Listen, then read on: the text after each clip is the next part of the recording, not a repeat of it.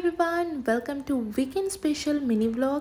অনেক দিন পরে আজকে আমি আর সৌরভ আবার বেরিয়েছি ক্যাফে হপিংয়ে। তো প্রথমেই আমরা গেছিলাম ভীষণ কিউট আর এস্থেটিক দেখতে এই আর্ট ক্যাফেতে। এটা রিসেন্টলি খুলেছে কলকাতায়। সুন্দর জায়গা থেকে প্রথমেই আমি কতগুলো ফটো ভিডিও তুলে নিলাম, তারপরে তো খাবার। তো আমি নিয়েছিলাম মাচা স্ট্রবেরি আইস টি আর সৌরভ নিয়েছিল মিন্ট মোহিতো। আজকে আমরা এখানে ফুড ট্রাই করিনি, বাট দুটো ড্রিঙ্কই ভীষণ ভালো ছিল। তারপরে আমরা চলে আসি ওয়েস্ট সাইডে, কারণ আমার একটা স্লিপার কেনার ছিল। একটা জুতো কিনতে গিয়ে সারা স্টোর ঘুরতে ঘুরতে 2 ঘন্টা কাটিয়ে দিই। তো স্বাভাবিকভাবেই আমাদের খিদে পেয়ে যায়। তো আমরা আবারও চলে আসি ডিনার করতে ময়দানের শোভা স্যাসিতে। আজকে আমাদের মেন মোটোই ছিল যে আমরা ভালো ভালো খাবার খাবো। তো আমরা এখানে অর্ডার করেছিলাম একটা চিকেন কালাকার ডাম্পলিং, যেটা খেতে দুর্দান্ত ছিল। অ্যান্ড অবভিয়াসলি শোভা স্যাসির স্পেশাল ডিশ অ্যান্ড আমার ভীষণ ফেভারিট চিকেন রামেন।